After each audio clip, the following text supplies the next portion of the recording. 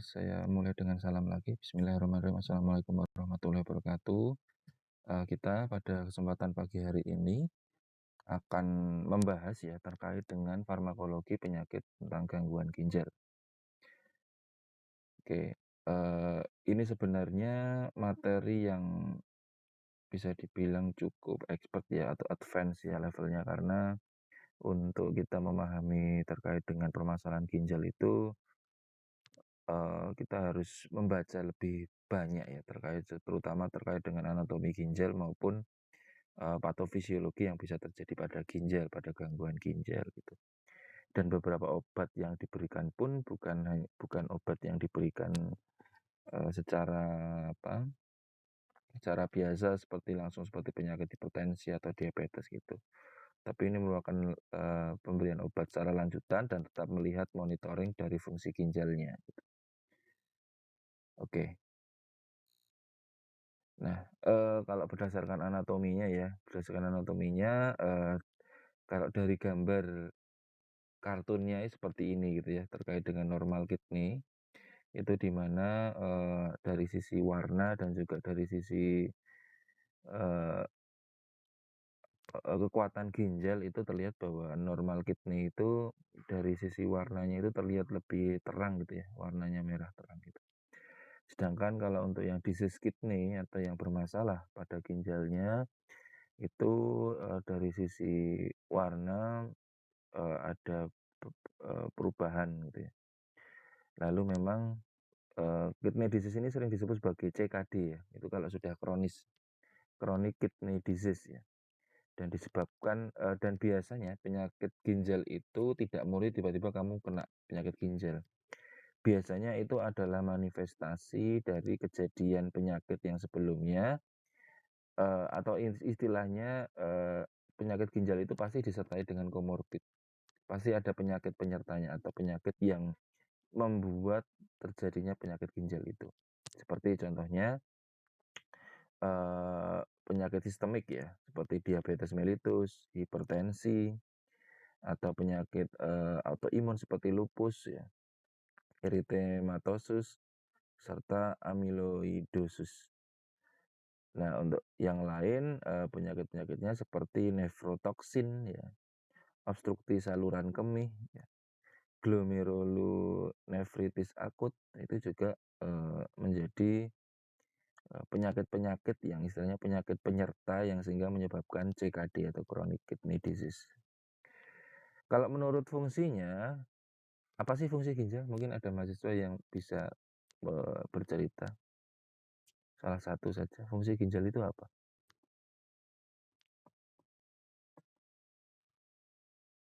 Apa fungsi dari ginjal itu?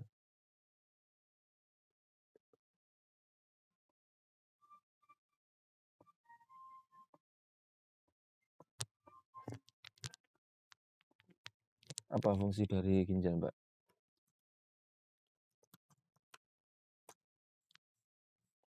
Penting nggak sih kita ginjal itu di dalam tubuh kita? Oke, kira-kira apa fungsinya untuk ginjal itu? Coba searching. Fungsi ginjal adalah oke. Terus selain itu, oke sebagai maintain elektrolit, terus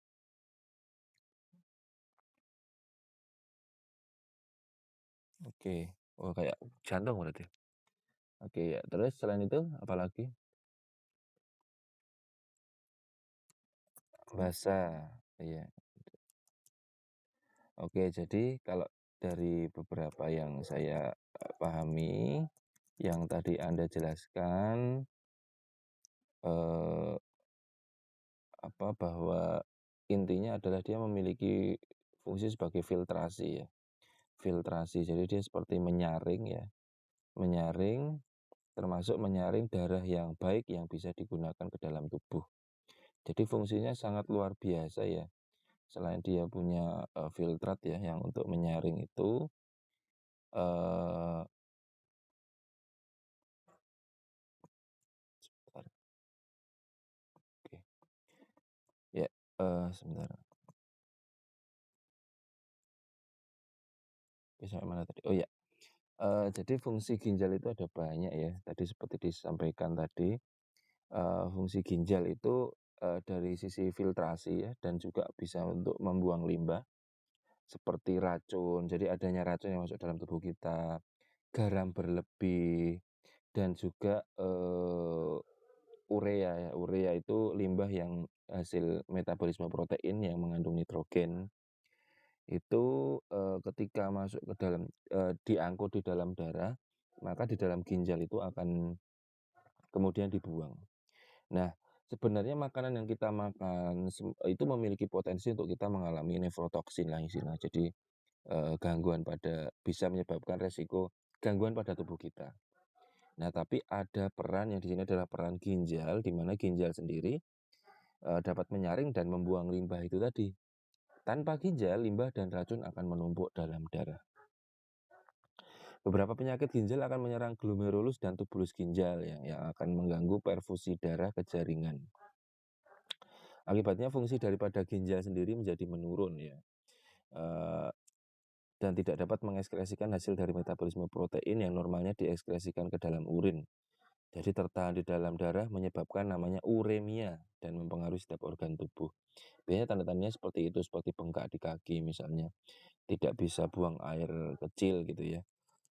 Jadi ya patut kita syukuri kalau kita masih bisa buang air kecil dan kita juga, dengan pasokan, cairan yang cukup gitu ya, dengan tandanya warna dari urin itu juga, berpengaruh terkait dengan kesehatan ginjal gitu ya.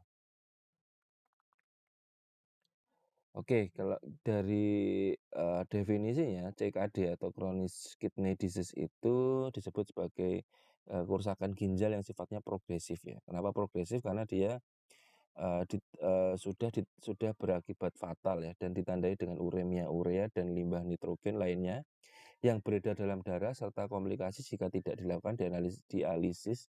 Dialisis itu dikeluarkan ya atau dimurnikan darahnya intinya, atau transplantasi ginjal ya. Caranya seperti itu untuk the one and only yang paling paling paling pilihan paling baik ya transplantasi ginjal gitu ya. Oleh karena itu penting sekali kita untuk menjaga kesehatan ginjal ya. Termasuk caranya apa kita menjaga kesehatan ginjal itu, dengan kita mengetahui dan segala macam resiko yang bisa menyebabkan chronic kidney disease. Salah satunya adalah penyakit-penyakit penyerta, seperti hipertensi. Hipertensi itu tekanannya bisa memang dapat menyebabkan komplikasi ke dalam ginjal gitu. Karena jumlah asupan natrium, di dalam ginjal itu ada pompa natrium dan pompa kalium dan pompa kalsium. Yang di mana dia selalu berkolaborasi untuk menjaga jumlah. Ketika asupan kita terlalu banyak, kita mengalami hipertensi. Nah, tekanan ginjal menjadi lebih berat yang berupaya untuk menormalkan tensi kita. Apalagi dengan tensi yang diakibatkan oleh asupan makanan yang kita konsumsi. Yang lain adalah terkait dengan penyakit misalnya diabetes mellitus ya. Diabetes mellitus itu dengan tubuh kita, terisi banyak, gula ya, jumlah asupan gulanya terlalu berlebih, tidak dapat diubah menjadi energi dan ATP, maka kemudian gula di dalam tubuh itu bisa mengakibatkan penyakit yang disebut diabetes mellitus ya, kemarin sudah dibahas. Bahkan diabetes mellitus itu memicu berbagai macam penyakit infeksi, karena gula itu juga merupakan bahan utama untuk perkembangan mikroorganisme untuk tetap hidup sebagai untuk makanannya. Sehingga kalau dalam tubuh kita jumlah gulanya terlalu tinggi, maka akan berisiko untuk kerusakan, salah satunya adalah kerusakan, ginjal ya, namanya nefrodiabetika ya, yang terkait dengan, bisa menyebabkan CKD. Untuk klasifikasi PGK ya, ginjal kronis ya, penyakit ginjal kronis atau CKD tadi, kita biasanya kalau di laboratorium itu menggunakan tes creatinine clearance ya, di mana kalau dia diklasifikasikan sebagai dibagi menjadi 4 ya.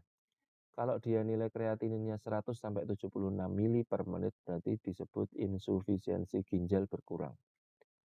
Kalau nilai kreatinnya 75 sampai 26 itu disebut insufisiensi ginjal kronis. Sedangkan kalau nilai kreatinnya 25 sampai 5 mili per menit disebut gagal ginjal, dan kalau lebih dari 5, hanya lebih dari 5 gitu ya, tidak sampai, eee, ini maksudnya kurang dari 5 ya berarti ya, sampai 5 itu disebut sebagai gagal ginjal terminal. Sehingga harus mau nggak mau ya sudah tidak bisa dipakai untuk ginjalnya itu, sehingga harus diganti atau ditransplantasi. Pengukuran fungsi ginjal terbaik adalah dengan mengukur laju filtrasi glomerulus LFVG. Melihat nilai laju melihat nilai laju, sebentar ya, tadi ada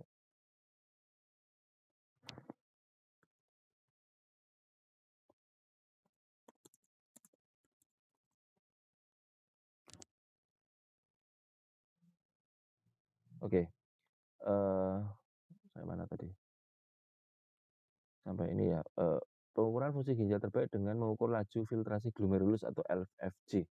Melihat nilai laju filtrasi glomerulus atau LFG, baik secara langsung atau melalui perhitungan berdasarkan nilai pengukuran kreatinin, jenis kelamin dan umur seseorang. Pengukuran LFG tidak dapat dilakukan secara langsung, tetapi hasil estimasinya dapat dinilai melalui bersihan ginjal dari suatu penanda filtrasi.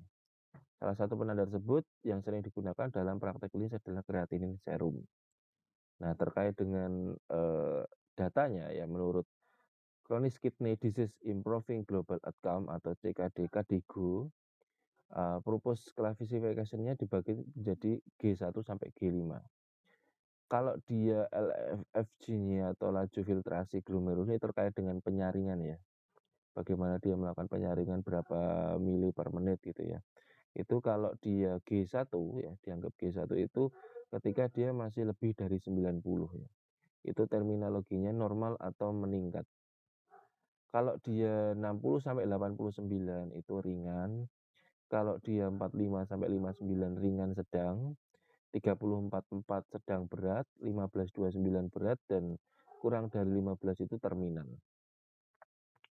Nah, berdasarkan albumin di dalam urin, albuminuria, penyakit ginjal kronis dibagi menjadi A1, A2, A3. Kalau dia A1 kategorinya ya masih kategori normal atau peningkatan ringan, itu kurang dari 3 atau, kurang dari 30 miligram per gram atau kurang dari 3 untuk yang satuannya miligram per milimol. Untuk dia yang sudah kategori berat itu dia kurang lebih, lebih dari 30 dan lebih dari 300 ya, kalau dia satuannya miligram per gram.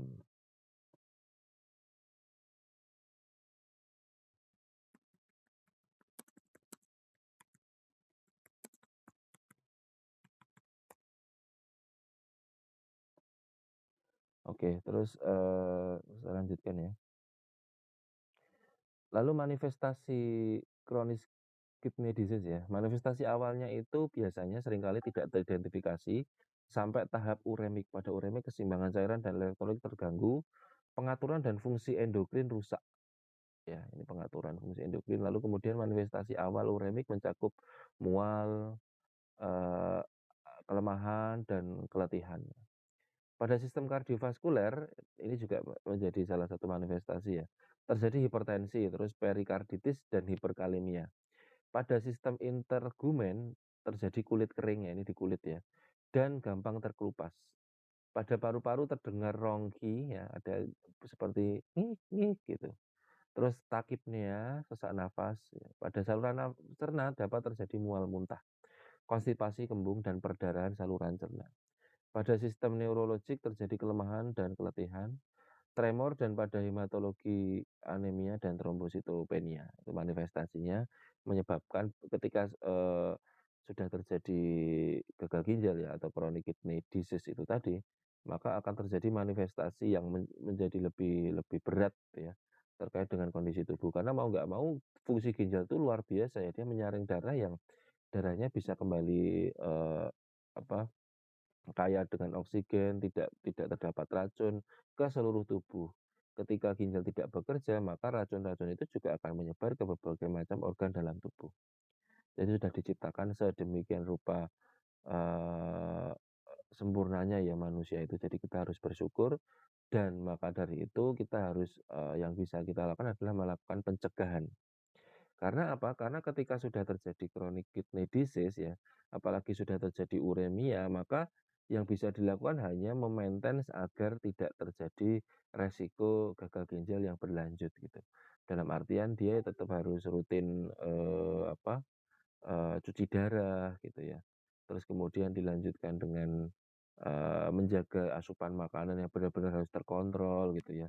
Oleh karena itu, dari sekarang kita bisa mulai dengan gaya hidup sehat, dengan pola makan dan jumlah yang bisa menyebabkan resiko CKD itu kita untuk mengurangi jumlah yang asupannya.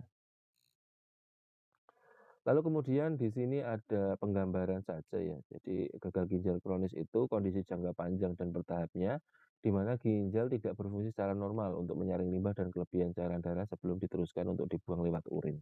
Seharusnya kan dia memiliki filtrasi refleks ya. Filtrasi refleks itu filtrasi yang balik ke dalam tubuh kita sendiri sebagai untuk darah tadi dan filtrasi untuk barang-barang sisa yang tidak terpakai untuk dibuang melalui urin. Seperti itu. Nah, apalagi kalau kita, ini ada ya kasus ya di Cina ya. Jadi ada yang menjual ginjal demi membeli iPhone, 9 tahun kemudian nasib remaja ini berakhir mengenaskan. Intinya bahwa, kita harus patut bersyukur kita diberi 2 ginjal, istilahnya itu menjadi cara kita untuk bersyukur, ya sudah hidup ini kita harus syukuri dengan kita tetap dalam kondisi sehat itu ya. Paling utama kan dan lebih dari seharga iPhone gitu ya, kesehatan itu. Jadi ini hanya sekedar anekdot saja ya bahwa, di diri kita ini harus harus lebih bersyukur gitu ya, ada di, beberapa, orang yang lain yang, kemungkinan, sedang menjalani atau survival terhadap ya terkait dengan permasalahan ginjal. Oke, pencegahan CKD ya, pencegahannya ini, bisa dibilang kita nanti akan membahas tentang yang non farmakologi, terus kemudian, secara farmakologi dan nanti juga, kita bahas sedikit tentang hemodialisa. Untuk pencegahan CKD ya, tentu kita harus ada, upaya pemerintah disebut dengan nama cerdik ya. Cerdik itu C, cek kesehatan secara berkala, E, enyahkan asap rokok, R, rajin aktivitas fisik, D, diet sehat dengan kalori seimbang, I, istirahat yang cukup, dan K, itu kelola stres. Nah, penata laksanaan CKD itu dibagi menjadi 2 tahap. Pertama yaitu tindakan non operasi, yaitu penggunaan obat-obatan, pengaturan diet, dan hemodialisa. Dan tahap kedua dengan tindakan operasi yaitu transplantasi ginjal. Adapun penata laksanaannya sebagai berikut ini. Secara non farmakologi, prinsip penata laksanaan itu, konservatif, sangat sederhana dan didasarkan pemahaman mengenai ekskresi karena memang tugas dari ginjal itu kan dia ekskresi ya, mengeluarkan ya. Selain filtrasi dia kan ekskresi.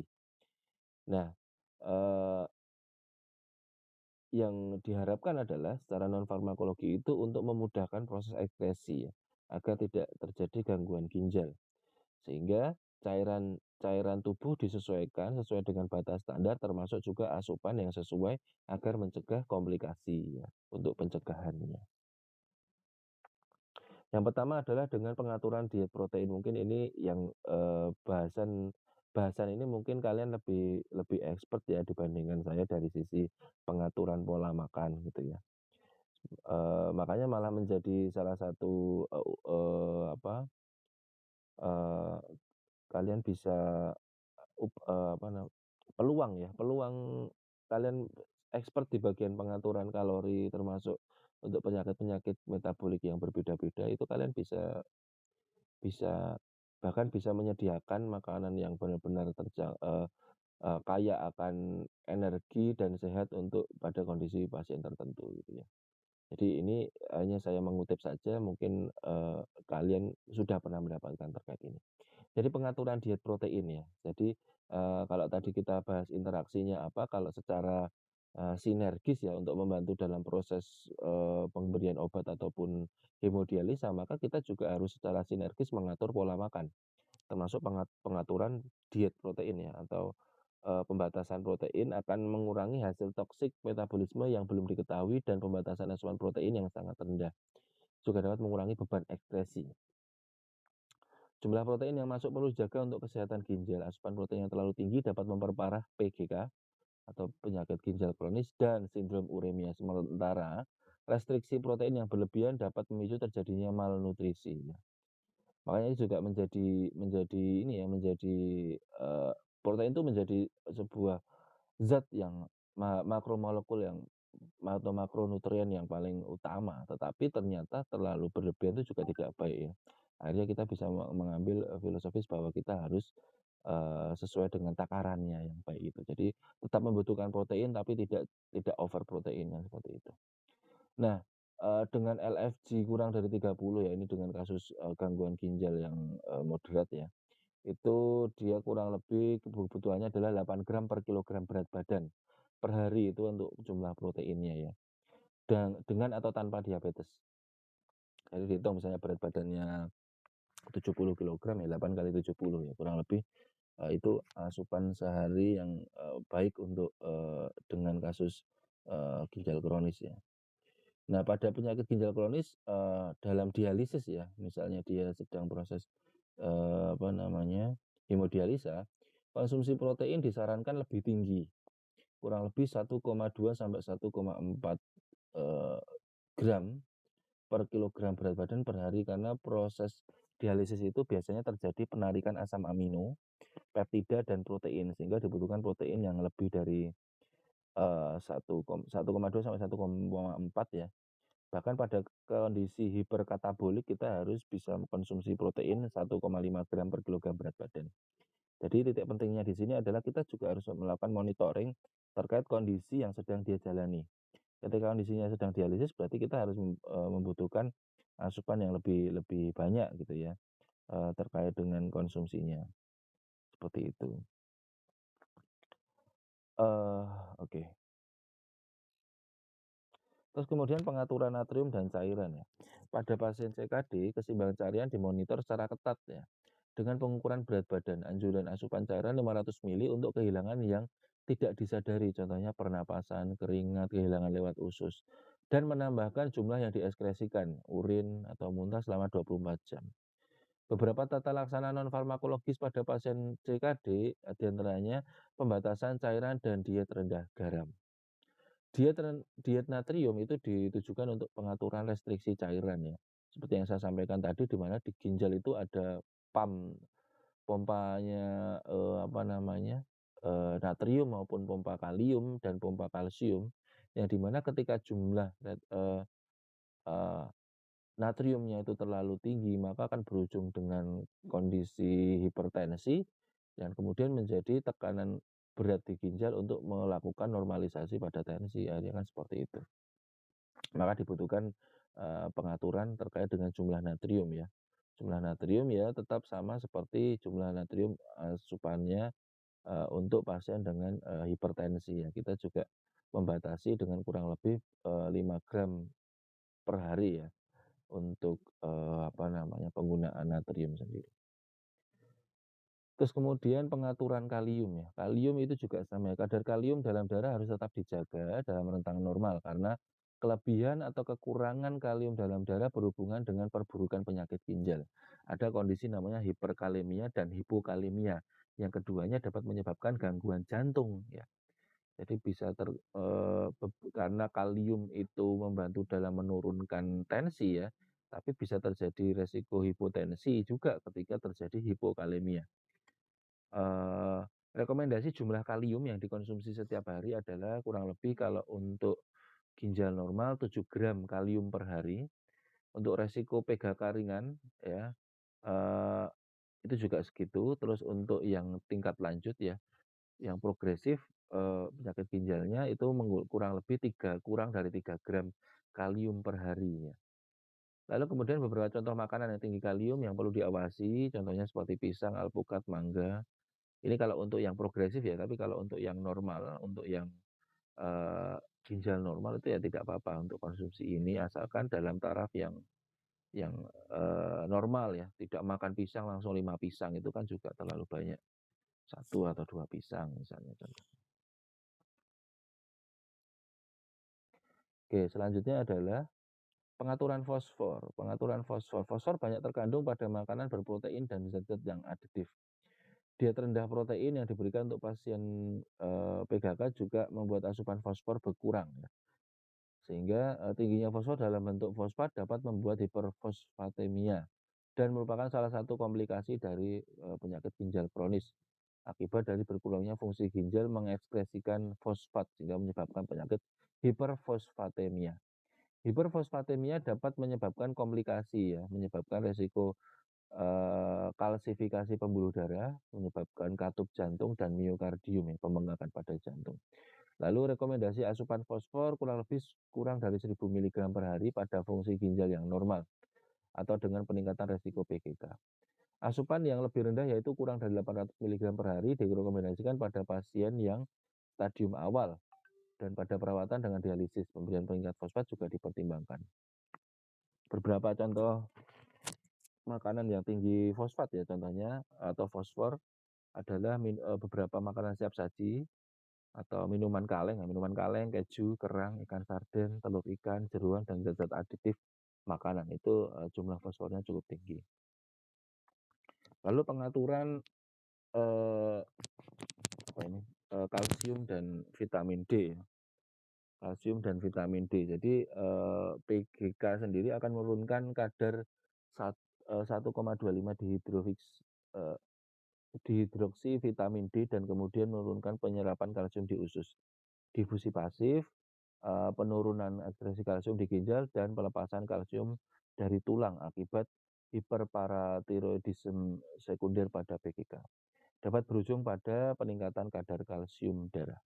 Salah satu komplikasi yang diakibatkan hiperkalsemia adalah kalsifikasi pembuluh darah ya, atau komplikasi kardiovaskuler. Dan ya, untuk pemberian suplemen vitamin D itu kemungkinan diperlukan untuk terapi tambahan pada gangguan hiperparatiroid pada PGK ya. Karena vitamin D itu juga zat pembangun juga ya. Bahkan kemarin saat COVID itu ada yang menyarankan untuk high dose vitamin D ya. Tapi yang benar-benar pure vitamin D yang bukan tidak bersamaan dengan kalsium ya. Kadang-kadang ada yang dia isinya vitamin D dan kalsium. Gitu. Ada beberapa ilmuwan yang menyatakan itu bahwa konsumsi vitamin D bisa mencegah kita resiko untuk komplikasi berbagai macam penyakit ya, termasuk kemarin dalam kasus COVID itu juga dibutuhkan untuk imunitas ternyata ya, membantu untuk regenerasi sel juga dengan kita konsumsi kecukupan vitamin D ya. Makanya oleh karena itu sebenarnya penting juga kita terkena asupan dari cahaya matahari ya, cahaya matahari yang atau disebut dengan DD ya. Itu juga bisa melancarkan pembuluh darah. Terus juga asupan vitamin D-nya itu juga berfungsi baik untuk beberapa fungsi dari organ di dalam tubuh kita gitu. Terus jumlah kalori, karbohidrat, dan lemak ya. Jumlah asupan kalori setiap harinya 35 kilokal per kilogram berat badan pada usia di bawah 60 tahun, 30 sampai 35 kilokal per kilogram berat badan pada usia di atas 60 dengan penurunan aktivitas fisik. Oke, pada BGK diberikan diet rendah protein, karbohidrat, dan lemak harus dapat memenuhi 90% kebutuhan kalori setiap harinya. Rekomendasi untuk pemilihan karbohidrat dan lemak adalah pemilihan karbohidrat yang baik untuk BGK adalah karbohidrat yang memiliki serat, seperti contohnya adalah roti gandum. Keuntungan untuk pemilihan karbohidrat dan makanan kaya serat adalah kandungan serat yang tinggi dapat mengurangi konstipasi, terus menurunkan asupan fosfor dan urea sehingga menurunkan produksi urea dan kreatinin. Untuk pemilihan lemak yang baik untuk PGK adalah lemak tidak jenuh seperti minyak zaitun. Lalu kemudian 10 makanan yang baik untuk ginjal ya. Berikut 10 jenis makanan yang bisa dikonsumsi untuk kesehatan ginjal. Di antaranya ada apel ya. Apel di sini merupakan sumber pektin ya, surat laut yang dapat menurunkan kadar kolesterol dan glukosa. Jadi ini yang mau dikejar adalah resiko yang menyebabkan manifestasi penyakit ginjal itu yang dia dikurangi dengan kita konsumsi beberapa buah, contohnya apel. Kulit apel juga menjadi sumber antioksidan termasuk antioksidan quercetin yang dapat melindungi sel-sel otak berdasarkan penelitian. Lalu juga ikan tinggi asam omega 3 ya, lemak omega 3 di mana beberapa jenis ikan yang kaya akan, eee, asam lemak omega 3 seperti salmon dan tuna, terbukti dapat menurunkan resiko denyut jantung abnormal ya, dan menurunkan kadar trigliserida dan tekanan darah. Terus kemudian kumis kucing ya, kumis kucing ini, atau disebut dengan ortosipon ya, itu salah satu herbal ya, yang di mana ada yang namanya teh kumis kucing juga ada ya, atau dikenal sebagai Javati. Konsumsi ekstra kumis kucing dapat mendukung fungsi ginjal. Nah, ini kalau secara herbalnya ya. Dapat mendukung fungsi ginjal yaitu menyeimbangkan gula dalam darah, menjaga tekanan darah dan memberikan antioksidan bagi tubuh. Tidak hanya kumis kucing sih, tapi teh hijau juga sama. Dia bisa membantu dalam meningkatkan sensitivitas insulin sehingga resiko tekanan ginjal untuk mengolah apa namanya darah yang terakumulasi gula juga tidak terlalu besar risikonya. Terus kemudian ubi ya. Ubi di sini terutama ubi jalar merupakan, sumber beta karoten, vitamin A dan C. Ubi juga merupakan, m me apa, terdapat sumber vitamin B6 dan kalium yang baik untuk tubuh. Satu buah ubi jalar mengandung 112 kalori dan, apa ini, eee, dan hampir 4 gram serat ya. Terus kemudian buah ceri. Buah ceri, semakin, asam buah ceri maka menandakan bahwa kadar sitrat juga semakin tinggi. Kadar sitrat dapat mengurangi asam urat dalam aliran darah sehingga mempermudah fungsi ginjal untuk mengendalikan keasaman tubuh. Karena asam urat sendiri juga salah satu komplikasi juga manifestasi yang bisa berujung pada kegagalan, fungsi ginjal. Terus ada bayam ya, bayam, beta karotin dalam bayam sangat bermanfaat untuk meningkatkan sistem kekebalan tubuh dan melindungi penglihatan ya. Bayam juga merupakan sumber magnesium yang baik. Terus ada blueberry, peneliti meyakini bahwa blueberry itu memiliki potensi dalam mencegah kanker, jantung, dan, manfaatnya juga pada kesehatan otak.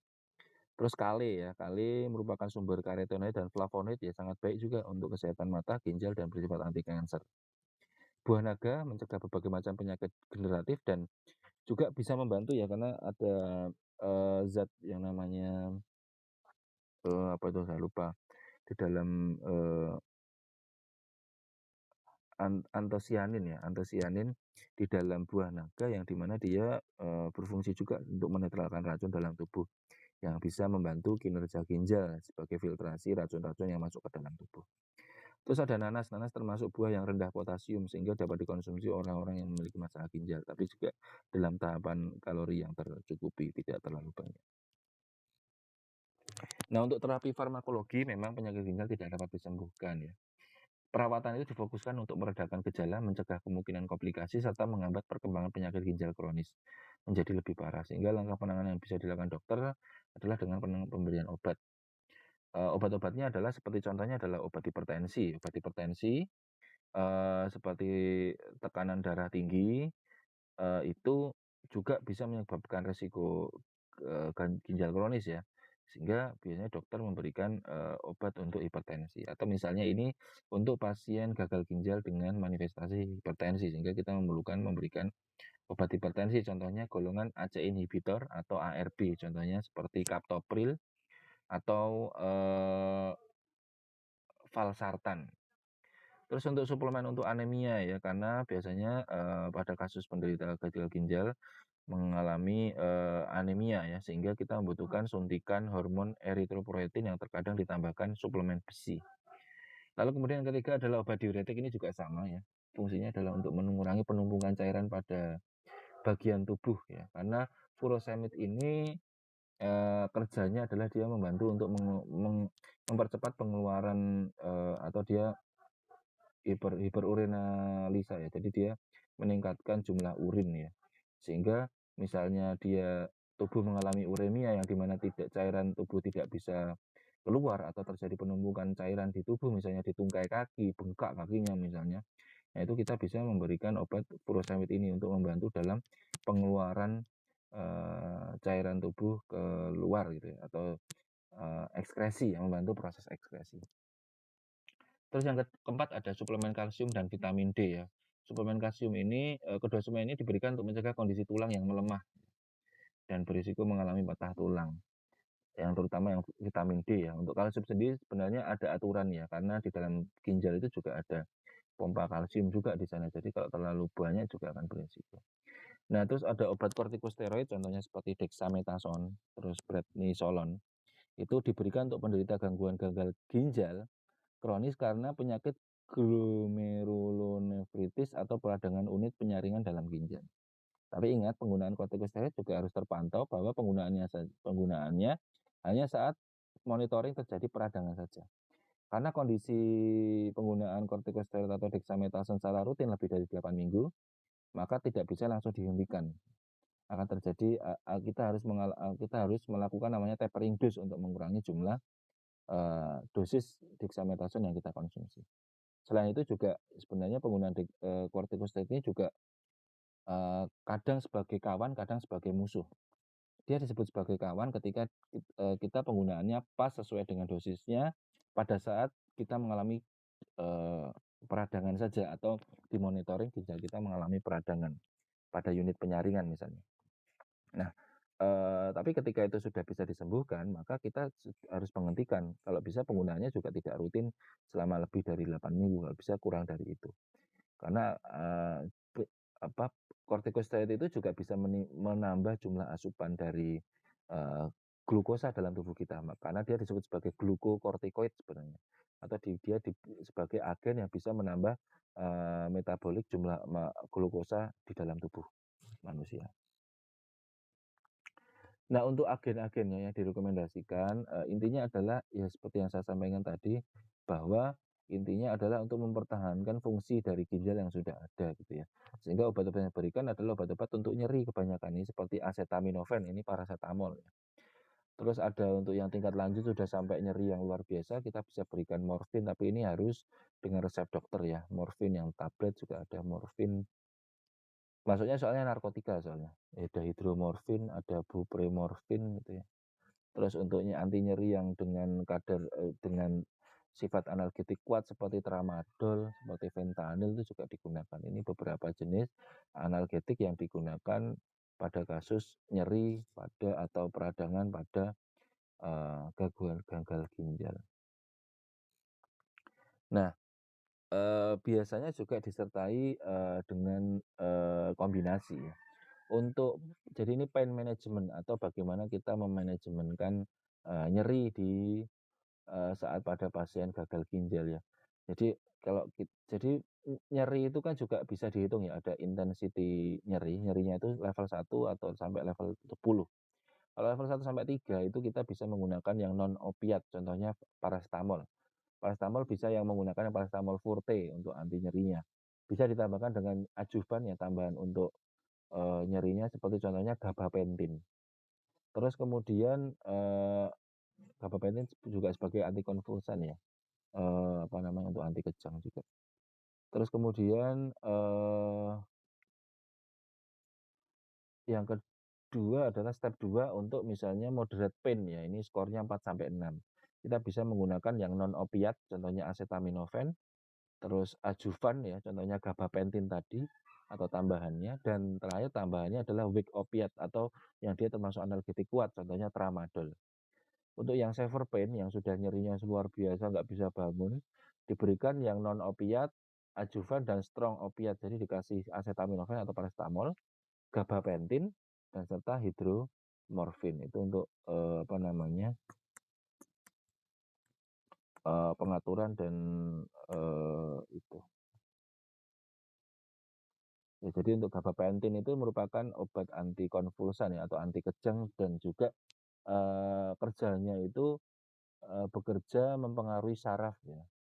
Sehingga kenapa dia dijadikan sebagai adjuvan untuk membantu dalam proses penanganan nyeri pada kasus CKD ya, chronic kidney disease ya. Nah, ini tambahannya bahwa ada beberapa obat drugs that do and don't depend on renal function, di mana kita bisa memilih misalnya terkait dengan analgetik ya, yang dia tergantung oleh kondisi fungsi ginjal, kita bisa menggunakan morfin tadi ya, pilihan utamanya. Untuk yang tidak terkait dengan fungsi ginjal menggunakan fentanyl, atau istilahnya fungsi ginjal masih bisa bisa normal ya, menggunakan itu. Terus misalnya pada kasus-kasus anti aritmia ya, kasusnya misalnya terkait dengan jantung, itu menggunakan pilihan utamanya sotalol. Terus kemudian untuk antibiotik ya kadang ya misalnya dia manifestasinya dari diabetes itu biasanya terjadi infeksi juga, infeksi bakteri misalnya. Jika kita membutuhkan antibiotik ya, contohnya untuk yang kasus ginjal itu bisa menggunakan pilihan utamanya ciprofloxacin atau levofloxacin. Lalu untuk anti diabetes ya, untuk anti diabetes kita menggunakan glibenclamid dan glimepirid. Ada juga bisa menggunakan nateglinid, bisa sitagliptin. Untuk anti konvulsan atau anti kejang ya kadang-kadang karena pengaruhnya kerusakan ginjal itu juga kerusakan saraf juga, sehingga resiko juga kejang atau itu bisa terjadi, maka kita bisa memberikan anti konvulsan atau anti kejang. Itu contohnya seperti pemberian gabapentin, pregabalin, lamotrigine, dan levetiracetam. Untuk anti hipertensi drugs atau obat untuk anti hipertensi pilihan utamanya adalah menggunakan yang atenolol. Untuk yang dia masih fungsi ginjalnya masih bisa normal walaupun ada, mungkin akut ya sifatnya kerusakannya itu bisa menggunakan bisoprolol, carvedilol, metoprolol, propanolol. Lalu kemudian untuk, menurunkan kolesterol ya pilihan utamanya adalah, fenofibrate dan bezalfilbrat ya. Untuk yang fungsi ginjal masih berfungsi menggunakan simvastatin dan niacin. Karena simvastatin sendiri ini juga, kadang dianggap musuh, kadang dianggap dianggap kawan gitu ya. Kalau dianggap dengan jumlah yang kita untuk mengatur kolesterol dalam tubuh kita, dengan porsi yang cukup misalnya konsumsi maksimal 1 minggu, itu bagus. Tapi ketika konsumsinya menjadi rutin, karena dia juga peneliti membuat sebuah penelitian ya dan dia membuat kesimpulan bahwa ketika seseorang mengkonsumsi simvastatin itu seperti membuat titik di dalam ginjalmu, seperti itu. Karena ternyata, kerjanya ada side effect-nya, efek sampingnya adalah mempengaruhi ginjal juga, walaupun seperti memberikan titik gitu. Tapi kan kalau dia konsumsi secara rutin, maka titiknya kan semakin banyak, sehingga resiko peradangan itu juga menjadi lebih besar gitu. Jadi ada beberapa obat yang, dia bisa digunakan baik untuk obat untuk penyakit itu, tapi ketika konsumsinya terlalu berlebihan, makanya ada aturan dosis yang berlaku itu agar mencegah resiko komplikasi karena penggunaan obat itu. Terus ada obat kardiovaskuler ya, contohnya seperti digoxin ya, ini untuk jantung ya. Terus untuk obat asam urat ya, kita bisa menggunakan methotrexate. Untuk antiviral itu kita bisa menggunakan aciclovir ya. Terus sitostasik ya terkait dengan, cancer itu ini contohnya beberapa obat, actinomycin, Biomectin, karboplatin, ya, cisplatin, ya, itu yang sering digunakan. Yang bisa digunakan pada kasus, yang fungsi ginjalnya terganggu. Nah, terus kemudian yang menjadi, selain itu yang paling disarankan ya kalau sudah menjadi CKD, itu adalah hemodialisa, yaitu proses pengeluaran air dan, dan produk sisa oleh mesin dialisis melalui sirkulasi ekstrakropereal menuju alat yang disebut dialiser atau ginjal buatan. Darah berada dalam kompartemen yang berbeda. Di sini darah mengalir melalui membran semipermeabel yang berpori halus yang terbuat dari selulos atau bahan sintetik. Ukuran pori membran memungkinkan difusi zat dengan berat molekul rendah seperti urea, kreatinin, dan asam urat. Sehingga hemodialisis adalah suatu metode untuk mengeluarkan cairan yang berlebihan dan toksin ya karena tidak mampu difiltrasi lagi oleh ginjal melalui ginjal buatan. Untuk prinsip hemodialisa adalah awalnya pasien menjalani hemodialisa selama 3-4 jam setiap kali dialisis, kemudian 3-4 sesi kemudian dalam seminggu sesuai dengan indikasi. Hemodialisis tidak dianjurkan apabila hemodinamik pasien tidak stabil, misalnya terjadi hipotensi atau curah jantungnya rendah, kadar tekanan darahnya rendah. Gitu. Hemodialisa juga tidak dianjurkan pada pasien jika status kardiovaskular tidak stabil. Contohnya akibat trauma gagal jantung gitu, sehingga nanti ada monitoring khusus juga ketika mau proses dialisis. Ya. Selama proses dialisis, pasien akan terpajan dengan cairan dialisis sebanyak 120-150 liter. Setiap dialisis dengan berat molekul ringan yang terdapat dalam cairan dialisis akan mudah berdifusi ke dalam darah pasien selama proses dialisis, karena itu yang ada dalam cairan dialisis harus dalam batas yang dapat ditoleransi oleh tubuh. Lalu kemudian, dialiser dapat didaur ulang, reuse untuk tujuan mengurangi biaya hemodialisa. Terdapat 2 jenis cairan dialisis yang sering digunakan, contohnya cairan asetat dan bikarbonat. Penggunaan cairan asetat dapat mengurangi vasokonstriksi pembuluh darah karena cairan asetat bersifat asam ya, untuk mencegah resiko peningkatan tekanan darah. Suasana asam dalam darah mengakibatkan vasodilatasi. Diberikan suasana asam maka akan menyebabkan vasodilatasi pelebaran pembuluh darah. Sedangkan cairan bikarbonat dapat memberikan bikarbonat dalam darah yang akan menetralisir asidosis pada pasien dengan CKD dan tidak menimbulkan vasodilatasi. Itu terkait dengan prinsip dan pengetahuan dan perkiraan terkait dengan penyakit ginjal, dan semoga bisa dimengerti yang sedikit itu dan bisa bermanfaat yang saya sampaikan pada kesempatan kali ini. Oke, terima kasih.